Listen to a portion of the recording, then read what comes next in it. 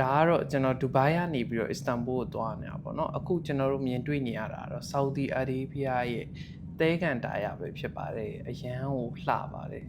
ကြည့်လိုက်ပါတစ်ချက်ရှိုးလိုက်ပါမက်ဆီတဆုံလုံးဝကိုတဲကန်တာယာကိုမြင်နေရမှာပေါ့နော်ကျွန်တော်ကတော့တဲကန်တာယာကိုကလအုပ်နဲ့မကူတော့ဒါလေရင်ပေါ်ကနေပြီးတော့မြင်ရတဲ့မြင်ကွင်းလေးပါအဲ့လိုနဲ့ပဲကျွန်တော်တို့ Emirates Airlines ကကျွေးတဲ့အစားအသောက်ရောက်လာပါတယ်ဒါကတော့ appetizer ပေါ့နော်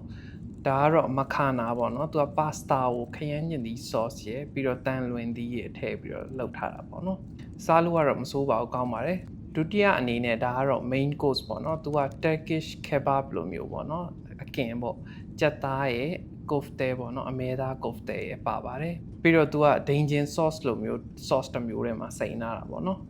ဒီ kebab ကတော့တော်တော်လေးကိုစားကောင်းပါတယ်အမဲသားရောကြက်သားရောနှစ်ခုလုံးက10 out of 10ပါတော်တော်လေးကိုရတာရှိပါတယ်နောက်ဆုံးမှာတော့အချိုပွဲအနေနဲ့ကျွန်တော်တို့ pistachio milk cake ကိုရပါတယ်ဒီနေ့ကဒီ pistachio cake ကလည်းတော်တော်လေးကိုစားကောင်းပါတယ် pistachio အနံ့လေးမှုေးပြီးတော့နိုးရတာစိမ့်နေပါတယ်အဲ့လိုနဲ့ပဲကျွန်တော်အစားပြီးတော့ view လေးကြည့်ပြီးတော့တူရကီကိုရောက်ရှိလာပါတယ်နောက်တူရကီကဗီဒီယိုတွေမှာပြန်ဆောင်ကြမယ်နော်